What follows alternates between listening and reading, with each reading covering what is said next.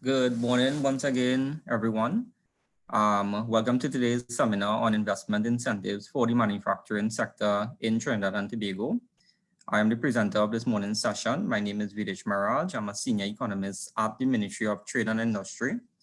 As I mentioned previously, we have over 100 persons registered for the seminar, but we've now crossed the 50 mark in terms of participants that would have actually logged on. So I'm going to start the session right now, right? But there may be quite a few persons that will join later on. Before I start, I want to go through just a couple of housekeeping rules, more or less, right? If you have questions throughout the session, right, you could post the questions in the chat directly to the panelists. I have someone from the Ministry of Trade and Industry on the link. That's Ms. Rishana Singh. She's an economist at the Ministry of Trade and Industry. And she will reply to individual questions directly. And I will also allow 10 minutes at the end of the session to take questions. So in posting your questions, I just want to ask that you kindly provide the name of the company that you're representing, as well as contact information for yourself. In the event that we are unable to provide a response today, we could provide it thereafter.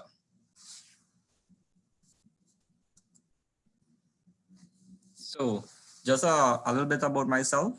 I'm a senior economist at the Ministry of Trade and Industry with responsibility for investments. I've been at the Ministry of Trade and Industry for over 14 years. I've been responsible for investment policy, development, formulation, and administration.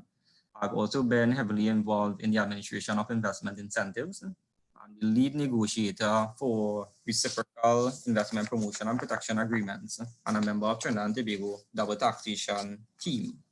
Trinidad and Tobago currently has 12 reciprocal investment promotion and protection agreements, and the investment agreements allow for a level playing field for foreign investors as well as investors in Trinidad and Tobago that are looking to invest abroad. We also have 17 double taxation treaty agreements, as I mentioned, and the double taxation agreement really ensures then that companies are not taxed in more than one jurisdiction once those agreements are in force. So to give a brief overview of this morning's presentation, I will start by listing the incentives that are available for manufacturing. I will provide some detail on what the benefits are, the eligibility criteria for accessing these benefits, so you would know as a company whether or not you qualify to access the benefits. And I'll also walk you through the application process. Now, the application process, I will speak to the usual time that it takes in the application process, as well as what are the key documents that are required when applying.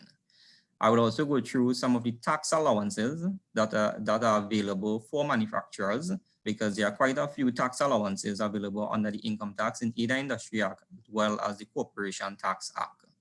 I will also speak to some of the special programs that are provided for manufacturers from InvestTT, ExportTT, Exim Bank, and eTech. Now, there are quite a few other agencies that also provide services for manufacturers, but these are the main ones that have specific programs geared towards assisting manufacturers and assisting the manufacturing industry in Trinidad and Tobago. We will end by discussing the new measures that were announced in the 2021 fiscal package, the budget. As you all know, the budget was passed in the Senate on Tuesday, and there were quite a few measures that the Minister of Finance had announced on October 5th in the budget to assist the manufacturing sector. So I'll just briefly touch on some of those measures just to make sure that you're aware of what they are. So manufacturing incentives in Trinidad and Tobago really comes in two different forms. You have legislative incentives through various pieces of acts, as well as you have grant facilities which are administered by government policy, right? Under the various pieces of legislation, you would have fiscal benefits under the Fiscal Incentive Act. You would have import duty concessions which are administered under the Customs Act. You have the free trade zone status under the Trinidad and Tobago Free Zones Act. And with respect to grants, you have a research and development facility administered by ExportTT, a co-financing program by ExportTT, financing to meet the international standards, which is also administered by ExportTT. At the Ministry of Trade and Industry, you have a grant fund facility and a steel pan manufacturing grant. So let's go into the details of these incentives now and provide some more information. Fiscal incentives are benefits granted to large-scale manufacturers and information communication technology companies under the provisions of the Fiscal Incentive Act. The benefits include exemptions from customs duty, value-added tax, and income tax on dividends or other distributions. Now, I must mention here that when you apply for benefits under the Fiscal Incentive Act, you are really required to be investing at least 50 million TT dollars. So this type of benefit is really for highly capital intensive companies. The eligibility criteria for accessing benefits under the Fiscal Incentive Act, you must reside in Trinidad and Tobago with the central management and control of your affairs situated in Trinidad and Tobago. You must be an enterprise producing approved products or services as indicated by not being on the list of products of the first schedule of the Act. And the first schedule of the Act outlines about 35 different industries that are not eligible for the grant of fiscal incentives. These industries include beer, cigarettes, alcohol, umbrellas, rum, and there are quite a few under the Fiscal Incentive Act. So that's available online, the first schedule list. So I won't explain each industry, but they are basically industries that the government really does not seek to encourage, and that's why that list is there. You must be declared an approved enterprise under Section 2 and 12 of the Act, right? And you must be making a contribution to Trinidad and Tobago economy in terms of employment, linkages, and/or investment. So item 4 here obviously is the most important item here that the Ministry of Trade and Industry will consider when evaluating an application for fiscal incentive. This is because we really look to the companies that employ a lot of persons, have linkages within the domestic economy in terms of sourcing your raw material or providing an input into another industry in Trinidad and Tobago. Also your ability to generate foreign exchange and the size of your investment and the overall impact that it would have on the country itself. In applying for fiscal incentives, companies are required to apply electronically via TT BizLink. The documents that are required include the certificate of corporation, registered certificate, memorandum and article of association, registered certificate of particular directors, a feasibility study / business proposal. And the feasibility study is where the company will really provide all the details on the aspects of the company itself. That would include its marketing plan, its financing plan, its production in terms of how much it's going to be producing. So the feasibility study would really give all the details on the business. You're also required to provide financial projections for 5 calendar years, as well as your necessary planning approvals. Now, like I said, companies can apply for this benefit on TT BizLink, and the website is www.ttbizlink, as spelled out there, ttbizlink.gov.tt, right? A fiscal incentive application usually takes approximately 2 months. The reason being is because when you apply and you submit the documents, an evaluation that needs to be done on the company's business proposal. The evaluation would include a site visit as well as a financial analysis of the project itself. That evaluation would then have to be sent to the cabinet, right, for approval. Once the cabinet approves, then a legal notice will be prepared by the Office of the Attorney General to give effect to the decision. So like I said, fiscal incentive usually takes about 2 months, and this is usually for highly capital intensive enterprises. Highly capital intensive are classified as companies that invest over 50 million TT dollars. The second type of benefit for manufacturing enterprises, and this is one that is widely used in the manufacturing sector, are import duty concessions. Import duty concessions are exemptions from customs duties on raw materials, machinery equipment, and in some cases, packaging material based on the provisions of the third schedule of the Customs Act. Now, the third schedule of the Customs Act identifies 89 different manufacturing type industries. Now I would have pulled out 4 from the act here. These are the first 4 listed, right? Like I said, there are 89. These are the first 4 listed. Now item 1, 2, and 3, you would see those industries qualify for packaging. So you could, if you're doing food products, you could get packaging. If you're doing beverages, you could get packaging. If you're doing wax and wax products, you could get packaging. However, if you're doing soap, there's no packaging, right? So the provision is really different for each different type of industry, right? I'm just using this as an example, but even though you qualify for it, does not mean you are absolutely granted it. There is a requirement, and it has been government policy since this legislation has been enacted, that if there is a local manufacturer of the product, be it the raw material or the packaging material that you are seeking to source, that you're seeking to import, you must purchase locally, or you must get a letter from that person indicating that they cannot meet the specifications that are required for the industry that you're seeking to build.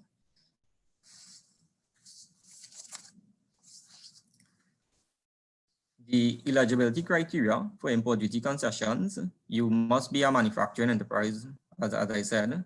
You must make a contribution towards Trinidad and Tobago economy. And again, this is very important. Again, the employment, the linkages, the additional investment, your ability to export, your ability to generate foreign exchange, your ability to use local raw material, local inputs. You must have a positive local labor weighting and a positive local value added, right? Similar to the Fiscal Incentive Act, companies apply for import duty concessions through the e-application available on TT-BizLink. The Ministry of Trade and Industry reviews the application, they do a site visit. The evaluation report is prepared, which is then sent to the minister based on the provisions outlined in the Act. Once the company is granted import duty concessions, that's the overarching approval. The next approval they would need to get is they would need to get the license from the trade license unit. The license from the trade license unit is automatic based upon the application, right? However, you still need to apply for the license. The license is done on an annual basis, whereas the import duty concessions, you do not need to apply for that on an annual basis. The process for import duty concession takes 2 weeks. Companies are required to have a bonded warehouse for storing all items that are brought in free of custom duty. Establishing a bonded warehouse can take a further 2 weeks. So once a company, that is once a company has all the necessary approval. So basically, if you're now looking at import duty concessions, it could take you about a month to have it finalized, right? The bonded warehouse part is under the remit of the Customs and Excise Division of the Ministry of Finance. And we normally urge applicants to engage Customs and Excise quite early on this to ensure that they meet the requirements. Customs and Excise ensures for the space that you're going to be storing the raw material that you import duty free, that you have town and country planning approval, OSHA approval, as well as fire service approval.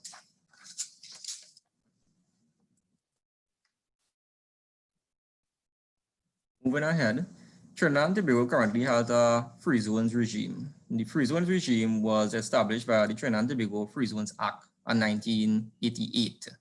The legislation provides for tax exemption for manufacturing and services types industries. Currently in Trinidad, there are approximately 15 companies benefiting from free zone type arrangements. Of the 15, only 4 are manufacturing type enterprises.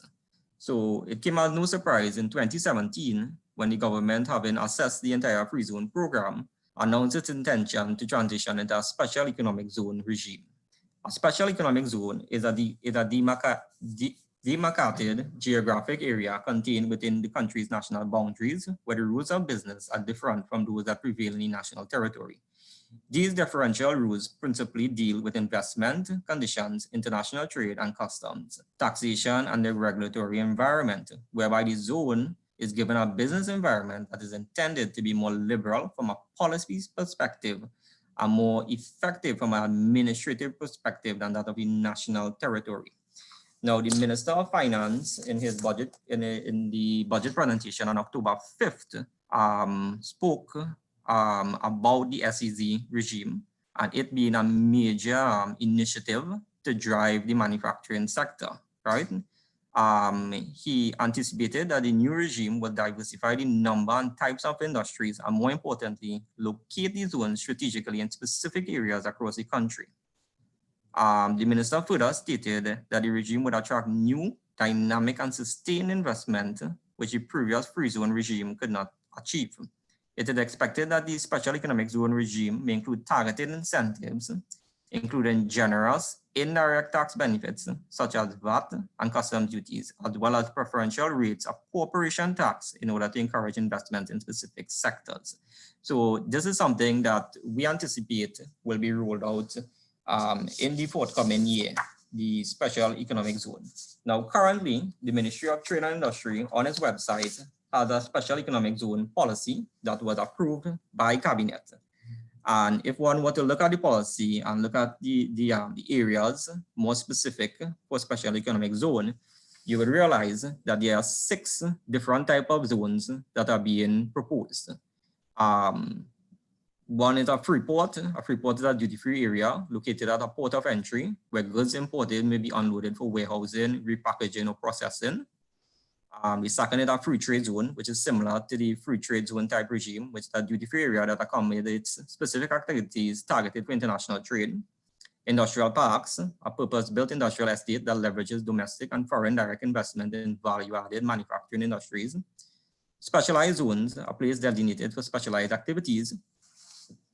It's no surprise that these were linked to the areas identified for diversification. And of course, the top area that was identified, the manufacturing sector. A development zone, development activities focus on developing a specific geographic region with emphasis on factors such as employment, skills, training, entrepreneurship, and rural development, and overall social and economic development of the area. A single enterprise zone restricted to one business entity engaged in any of the identified or any of the targeted industries for diversification of the economy. So as I mentioned, this is something that will be rolled out over the next fiscal year. The Minister of Finance did announce it in the budget debate. The Ministry of Trade and Industry does have a policy on special economic zones on its website. And you can get further information by looking at the policy document for now.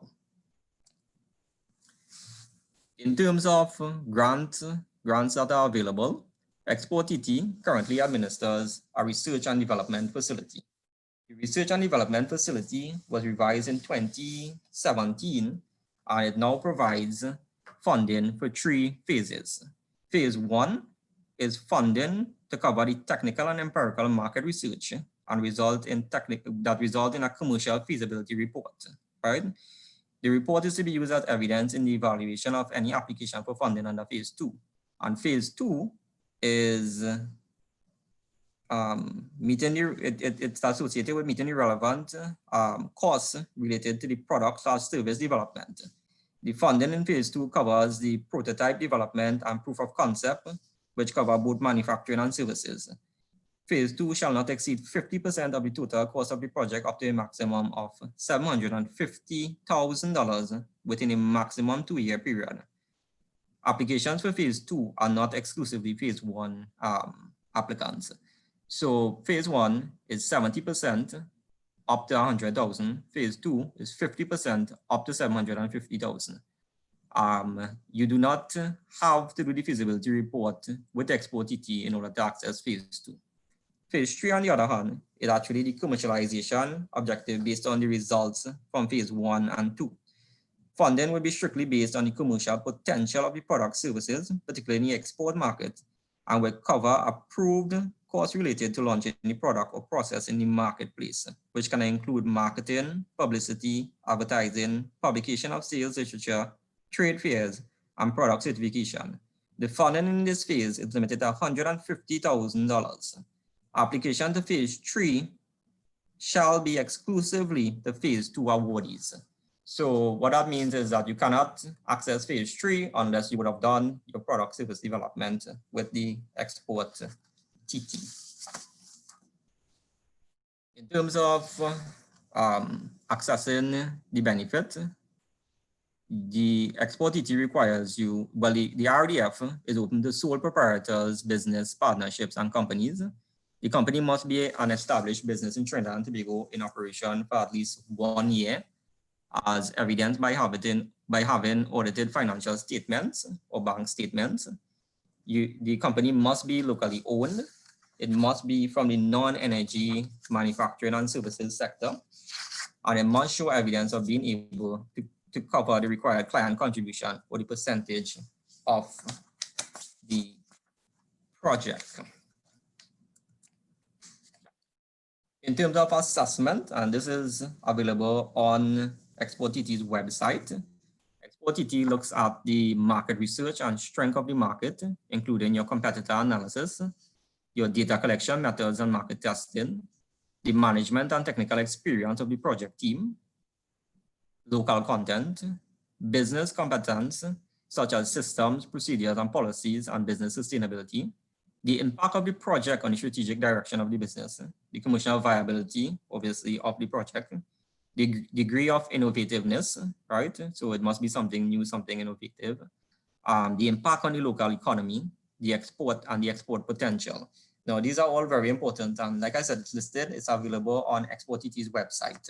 Now, since the recapitalization of the RDF, which took place in October 2017, the Research and Development Fund has disbursed approximately $2 million to 6 firms, right?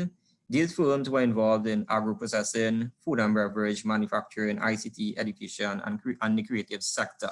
So it is a facility that has been working, and Export TT has been pushing it quite a lot in terms of building the export capability of domestic firms. Another facility that was launched in 2017 is the Grant Fund facility. The Grant Fund facility, established by the government, provides opportunities to develop small and medium-sized enterprises that are involved in the production of high-value products and services that can compete in export markets, as well as foster the economy's diversification trust. The facility is administered by Export TT and assists SMEs in 8 designated sectors. So the sectors are identified here: manufacturing, agriculture and agro-processing, financial services, maritime, creative, software, fish and fish processing, and aviation services. Now, this seminar is exclusively for manufacturing, so I'm only going to focus on manufacturing. The other areas, the funding is for specific initiatives.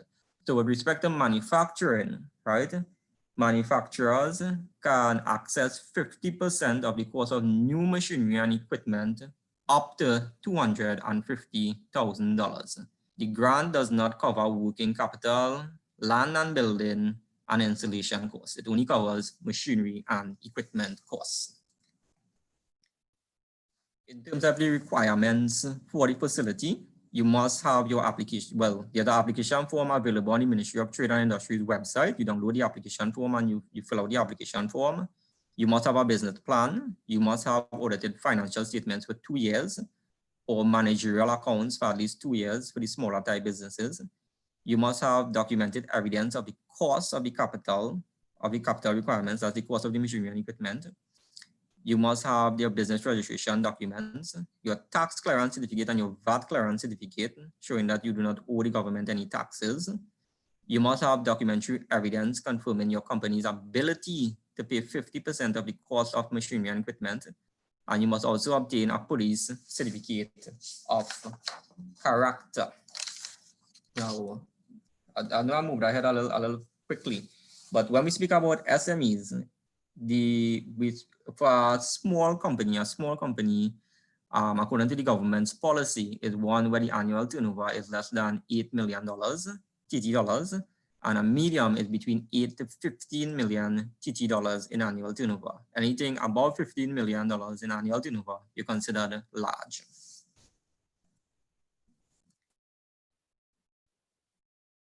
The application process for the grant fund facility: you must complete the application form, submit the application form and the supporting documents to the Ministry of Trade and Industry. An officer at the Ministry of Trade and Industry will contact you to conduct a site visit. The an evaluation of your proposal will be done and sent to the evaluating committee for consideration. The evaluating committee is chaired by the Ministry of Trade and Industry. And there are representatives from Exim Bank, the Ministry of Finance, as well as Export TT. Now, once the company is approved, so once the evaluating committee agrees, it is then sent to the Minister of Trade and Industry for approval. Once approval is granted, official notification of the approval is sent to Export TT and the applicant. Export TT then signs a grant agreement with the applicant, and Export TT pays directly to the supplier. As I mentioned, it's for machinery and equipment, so Export TT will pay their 50% directly to the supplier. It will not be paid to the individual company. Since the establishment of this facility in 2017, you would have had about 17 companies that were approved for funding, and funding would have totaled in excess of $3 million. The grant-assisted companies in printing and publishing, cocoa processing, including the manufacture of chocolates, food and agro-processing, the manufacture of packaging materials, fish processing, textile and garment manufacturing, the manufacturing of beauty and personal skincare products, as well as the manufacture of chemical products, including cleaning items.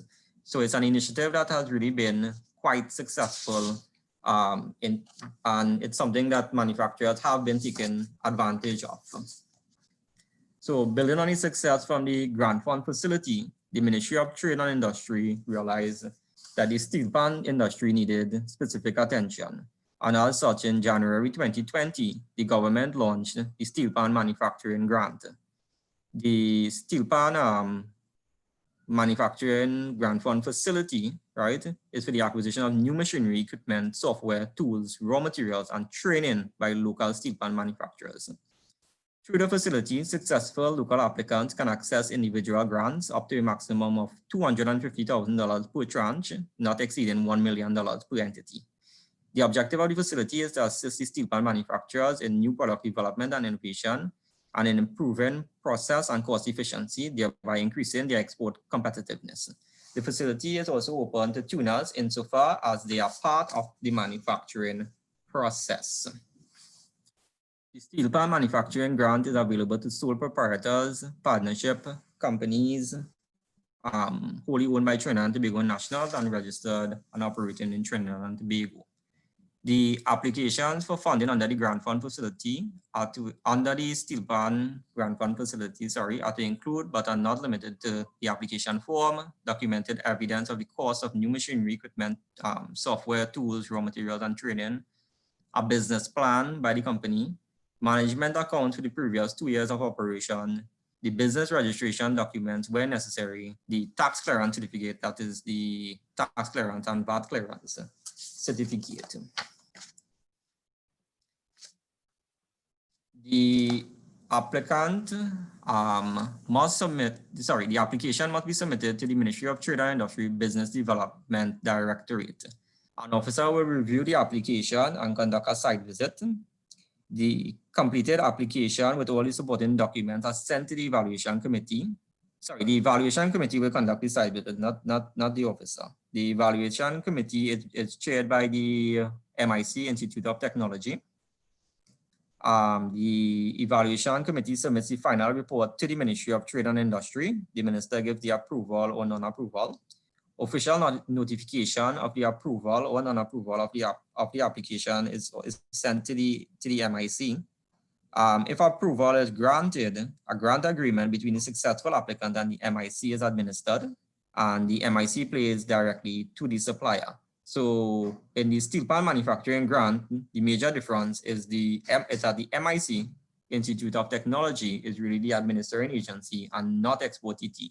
Additionally, it's specific to the steel pan industry, and companies can access up to $1 million in tranches of $250,000. Since its inception, which would have been in January 2020, I'm advised that the steel pan manufacturing grant has disbursed over $500,000, and this would have been to 3 successful companies. There are a few companies that are still being processed at the Ministry of Trade and Industry, and I'm sure those may be approved quite soon. In order to enhance the export competitiveness of companies, Export TT has what is known as a co-financing program. The co-financing program provides financial support for export-related activities for companies to enter new markets or expand within existing markets. A company can receive financial support from Export TT for a portion of its pre-approved expenses under this facility. The service is meant to treat with business constraints related to accessing export markets. The grant allows companies to access up to 50% of the total cost of the project up to a maximum of $35,000 per company per year. Now, the Minister of Trade and Industry in the budget debate in the Senate on Friday announced that this program is being expanded, right? And the co-financing activities will assist in intellectual property registration in overseas market, product testing, shipping of samples in new market, translation of export-related documents, labor design modification, and attendance at the trade show, which would include virtual trade missions. So this is something that Export TT will be doing over the next couple of months or so, right? To introduce a kind of revised co-financing program that would be more specific, more targeted, more focused to developing the export potential of companies. Applicants must be a firm, in applying for co-financing, you must be a firm, that is, you must be a sole proprietor, partnership, or company registered in Trinidad and Tobago. You must be trading for at least 1 year. You must be exporting or demonstrate the potential to export goods and services. All projects are subject to approval by an evaluation committee that is chaired by Export TT. Right. Application for co-financing, the process is available on Export TT's website, right? And there's a link that you click on and it takes you directly to the application. Export TT also assists manufacturers in meeting international standards. So currently they provide financial assistance for technical support, and it assists with the implementation of good manufacturing practice, hazard analysis and critical control points, International Organization of Standardization, Food Safety Modernization Act, safety, quality foods, third party, etc. Right? Currently, companies can access up to 50% of the total cost up to $100,000 on a reimbursable basis. I must mention that the Honorable Minister of Trade and Industry also announced in the Senate that this program is currently being expanded, right? And it will include SMEs and large firms to achieve international certification in a range of applicable food and beverage and other product standards so as to boost the production of the non-energy goods, meet the recognized quality and safety standards of international franchises, and provide for import substitution and export expansion. So Export TT will be working in terms of expanding the offerings under this in the forthcoming fiscal year as well. The criteria and the requirements are the same as that of co-financing. You go to Export TT's website and you will see the criteria is there, as well as the application process. Like I said, it's just a link that you click on and it will take you directly to the application. Tax allowances. Section 10(1) of the Income Tax Act provides that in computing the income of any person from any source for the purpose of ascertaining the chargeable income of a person for that year, there shall be allowed all outgoing and expenses wholly and exclusively incurred during the year of income by that person in the production of the income from that source. Section 19 of the Corporation Tax Act incorporates certain sections of the Income Tax Act, and hence the following exemption allowances are made available to companies. So before I go to the allowances, all this really means is that as a manufacturing company or as a company in Trinidad and Tobago, you are allowed certain deductions in computing your taxable amount to be paid. So manufacturers, and these are the ones that I listed that manufacturers normally benefit from, and you know, it's kind of in some instances exclusive to them, in others it's across the board for other companies.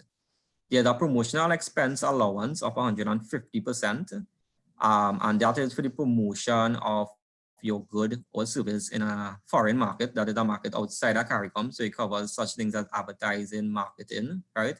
There's a training allowance of 150% for the training of employees if manufacturers pay for employees to be trained in a certain system, certain health and safety procedures or whatnot. It's a write-off that they are allowed. The capital expense allowance on plant and equipment is a major allowance. It's 90% initial depreciation allowance in your first year of acquisition. There's a scholarship sponsorship of 100%. Audio, visual, and video production sponsorship of 150%, sports and sportsman sponsorship of 100%, promotion of the fashion industry of 150%, and the artistic work sponsorship of 100%. Now, there are caps on some of these allowances, and the Minister of Finance did announce that these allowances, he has increased the cap, right? So I'll come to that a little later on when I go through the budget initiatives. Moving ahead, there are special programs that are administered by the various agencies. And where these are not financial incentives, it is some level of support. It offers some level of support for the manufacturing industry. And it at very minimal cost to the manufacturers. InvestCT provides investor advisory services, and this is a major initiative because it provides information on manufacturing opportunities, as well as available real estate, government incentives. So the investor advisory service is really something that manufacturers should try to take advantage of. Once you have a project and you've taken that investment decision that you're going to invest in Trinidad and Tobago, they could also assist you with obtaining your regulatory approvals in terms of directing you to the right persons, fast tracking your approvals and whatnot. InvestCT also has an important policy advocacy role. So quite often, they would lobby government agencies or ministries if they think that something needs to change, because the policy is not meeting its intended target, right? And, the information is really fed from the clients, that is the manufacturers and the investors in Trinidad and Tobago. Export TT does quite a lot of export training programs in Trinidad and Tobago. And I would have looked at their website, and as of recently, they had quite a few programs. One on developing an export plan, export marketing, proposal writing for grant funding, generating export leads, selecting agents and distributors, and a 30-minute sales pitch. Now, all these programs are heavily subsidized. It's at very little cost. In some instances, they don't even charge for the programs. But it's something that manufacturers can take advantage of, especially those that are looking to enter into foreign markets. Export TT also assists with the identification of export opportunities. And this is very important based upon your product. They're able to tell you which market is importing that product and at what price. They could also assist you with matching you with a distributor in that market. So if you're not having a conversation with Export TT, you need to start having one with Export TT. The certificate of origin is something that is administered by Export TT. And a certificate of origin is a document used by an exporter declaring that the goods being exported are of a certain origin and qualifies for preferential treatment or duty-free access in accordance with the relevant rules of origin. This is a criteria that is usually established under a trade agreement that determines whether a good or service will qualify for any treatment when traded. So Trinidad and Tobago currently has several trade agreements through the CARICOM. We've also negotiated at the national level, right, a partial scope with Panama. And based upon the agreements that we have access to a market of well over 900 million persons, right? So within CARICOM, once your product is certified as being of Trinidad and Tobago origin, you can export duty-free to any CARICOM member state, right? That's Antigua, Bermuda, Barbados, Belize, Dominica, Grenada, Guyana, Jamaica, Montserrat, St. Vincent and the Grenadines, St. Kitts and Nevis, St. Lucia, Suriname. Through CARICOM, you could export to the Dominican Republic, Costa Rica, Venezuela, Colombia, Cuba, and the European Union. Like I said, we also have the partial scope with Panama. And Trinidad and Tobago goods also go duty-free into the US under the Caribbean Basin Initiative. And we also go duty-free into Canada under the Caribbean Agreement. Just last week, the Minister of Trade and Industry would have signed a negotiation framework agreement for the negotiation of a trade agreement, a partial scope trade agreement with Chile. And Chile has a market of over 19 million persons. So it's something that will substantially, a trade agreement with Chile is something that will substantially benefit the manufacturers in Trinidad and Tobago. And like I said, Export TT has all these other programs to help you with the certification and whatnot to get your product up to standard, to get it to the export market, and they also provide the training. Another agency that is very important and provides services for manufacturers is the Exim Bank of Trinidad and Tobago. Exim provides export financing with a core focus on developing the export potential of companies.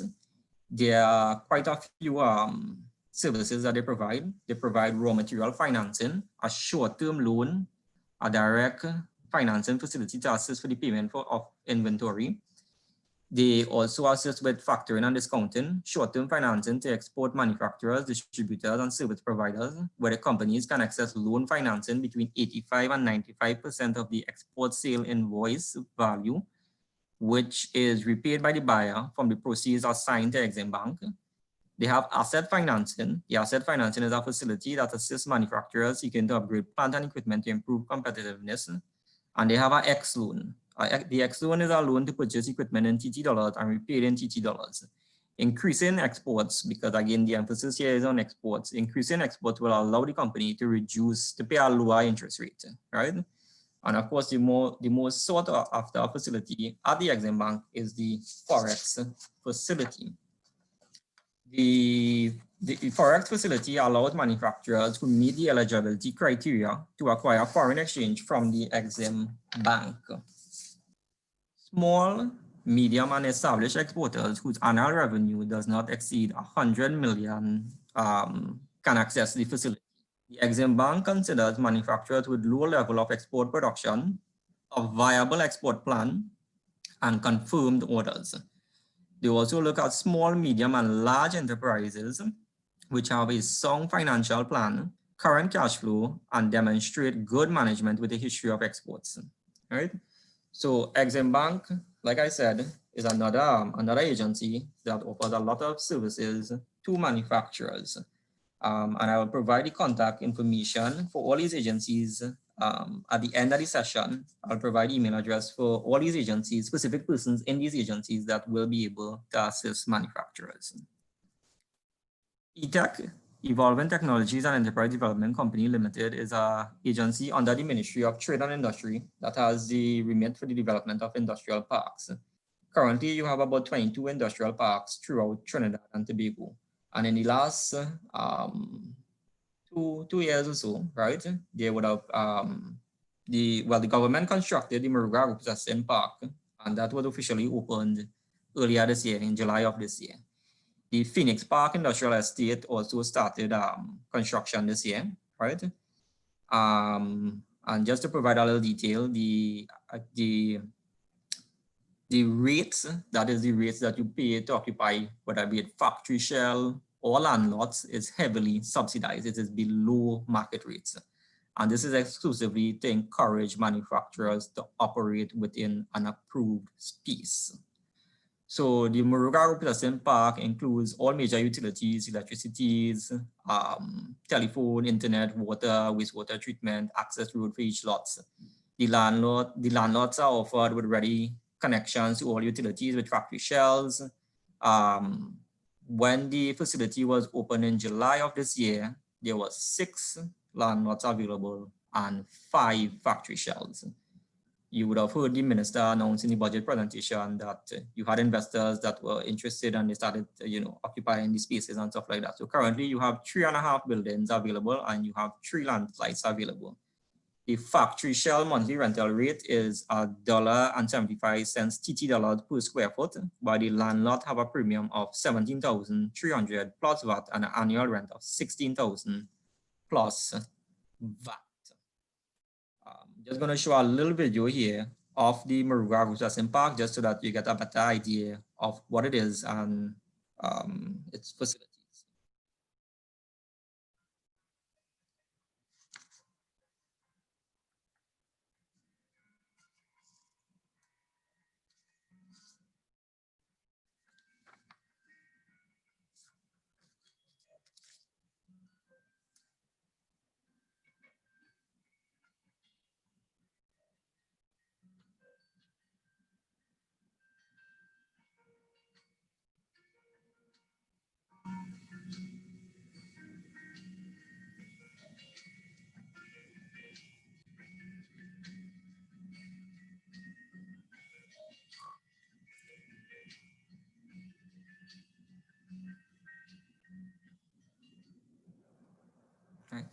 Okay, so the video that I just showed was provided by InvestTT, and I'm going to show another video in a short bit that was also provided by InvestTT.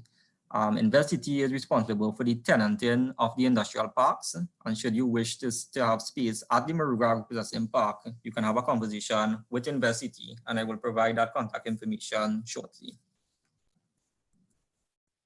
The second industrial estate that I mentioned that was recently launched was the Phoenix Park Industrial Estate. Now, the Phoenix Park Industrial Estate is a modernized industrial park with advanced technological infrastructure. It is situated on 144 acres in Point Lisas. The park is 10 minutes away from the country's second largest port, the port of Point Lisas, right? When completed, it will have 76 leasable lots for light industrial activity, that is manufacturing activity, 2 leasable lots for commercial activity, 5 factory shells.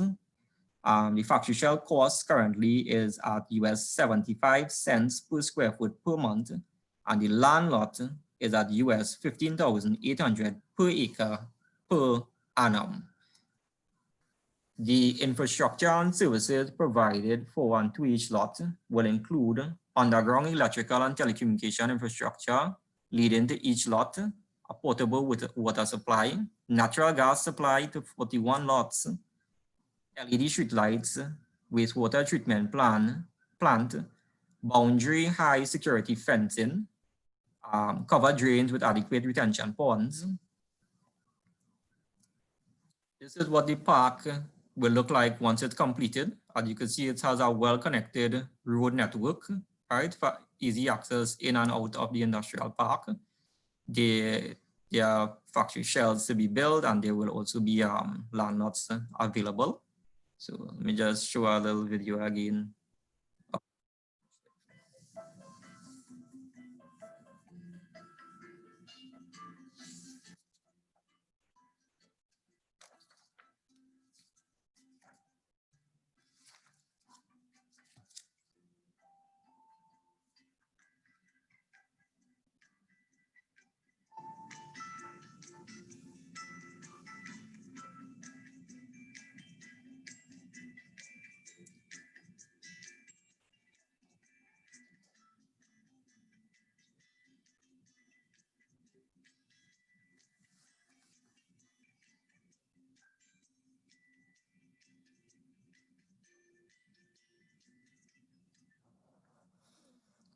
Okay, so I've been prompted that I'm running a little late because it's 10:25, so I'm gonna just go through the others quite quickly.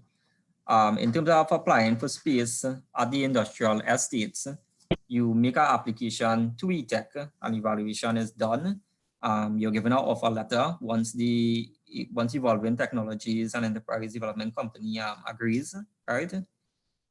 You're required to submit a business proposal with your business incorporation documents. That includes your certificate of incorporation, your certificate of continuance, articles of incorporation, company laws, list of directors, and whatnot, right? Also, your financial statements are required, right?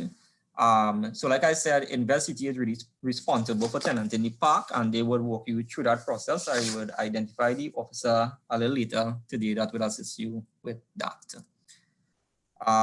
Moving along to the new measures that were introduced in the budget. The Minister of Finance on October 5th announced quite a few measures that would assist manufacturing in Trinidad and Tobago. Right, principal among these, he said that small and medium-sized enterprises that list on the junior stock exchange will benefit from certain tax breaks. These tax breaks are expected to take place from January 1st, 2021.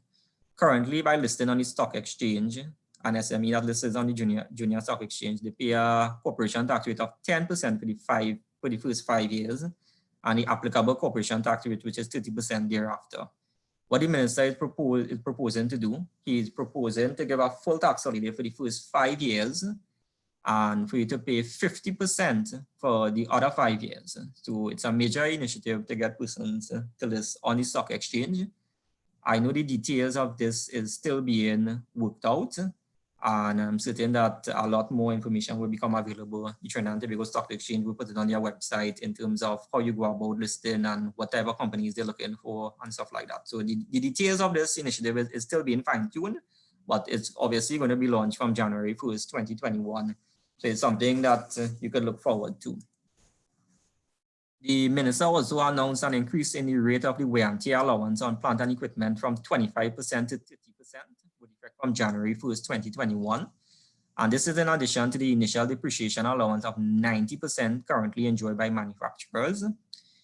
The minister also announced the removal of value-added tax on the importation of building materials to be used exclusively in connection with commercial and industrial development projects, which start on or before December 31st, 2022. So the emphasis there is on industrial development projects. So businesses or manufacturers that are looking to expand, or whether or not you're now looking to construct your factory, you can, once you start before December 31st, 2022, you can benefit from exemption from VAT on your construction materials to construct your factory. I mentioned the tax allowances before, and what the minister also announced that he was going to do with respect from January 1st was to increase the cap on the tax allowances from $6 million to $12 million.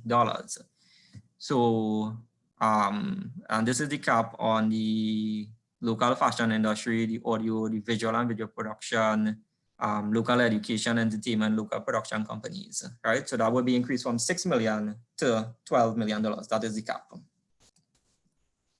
As part of its push for full digitalization of the Trinidad and Tobago economy and government services, Trinidad and Tobago, tax allowances of 150%.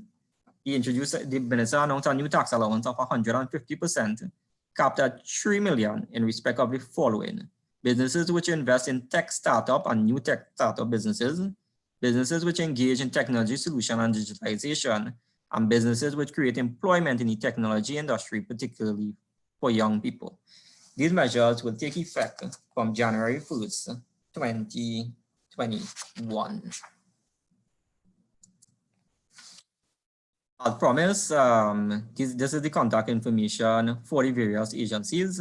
Invest City Limited, the investment facilitation officer that will deal with your questions on the industrial park, the tenanting of the industrial park, or the services that they can provide to you, is Ms. Tamara Nangu, and her email address is tamara.nangu@investct.co.tt. The contact person at Export TT, which could assist you with the co-financing, the financing to meet international standards, the certificate of origin, all the initiatives under the Export TT, is Mr. Chrisin Maharaj.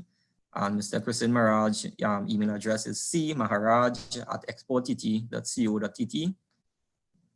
The contact person at Exim Bank is Mr. Sheldon Thomas. He's a manager at the bank, and his email address is there. The contact at eTech is Ms.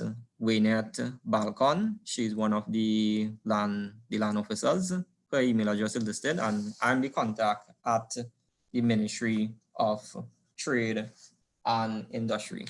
So we're now at the 10:30 point exact. I don't know if the TTMA would allow me to take a few questions because I saw that there were quite a few that were coming in. Vidish, please feel free to take a few questions. Thanks. Okay, thank you, Christian. All right. So I'm just looking at the chat here. And if I don't respond to your question right now, once you provide your information, your contact information, it will be provided, right? So I asked companies to kind of list, but I know a lot of companies came on late, but I was kind of hoping that we would know who the companies are that were asking the questions. The first question, which is from VP Packaging: where can I find out if packaging for the poultry and meat industry have duty concessions? So that information would reside with the Ministry of Trade and Industry. And you can contact me thereafter via the email address that I just provided. All right, let me just go back to the email address for everyone. All right, so you can send me an email, right, and we will speak offline on that.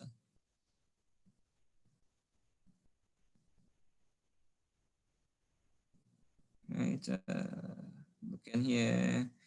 Somebody is asking, can I get a copy of this presentation and recording? So the TTMA is responsible for the presentation as well as the recording. and the TTMA will provide the presentation thereafter to everyone, right?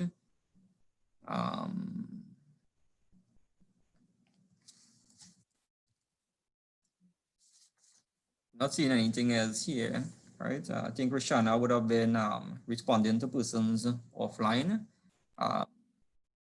I wish to acknowledge that I'm now being told that the minister would have joined us during the presentation. So I wish to acknowledge the presence of Senator the Honorable Ola Spoon that would have joined us during the presentation. I hope that we represented everything that the ministry is doing adequately. And we would have spoken about a lot of initiatives. So I'm not seeing any other questions listed. So Christian, I think we could probably end at this point, right? Videsh, I'm seeing that the minister's hand is raised. I'm not sure if she'd like to say something. No, yeah, can you hear me? I'm hearing you loud and clear, Honorable. Good morning. Pleasant morning to you. Right. Thank you, Christian. Thank you. And thank you, Videsh. I think this presentation went very well. So I want the TTMA to really package this for us, or if not, allow us to circulate this and pass it on to the media as well. I think it's very helpful to those who may not have tuned in. So TTMA, could you please look at that? Let's find a way. And when we, of course, Honorable, let me intervene. For sure, yes, it will be provided to you all, so you all can do the needful. Righto. Okay, great. Wonderful. Thank you. Well done.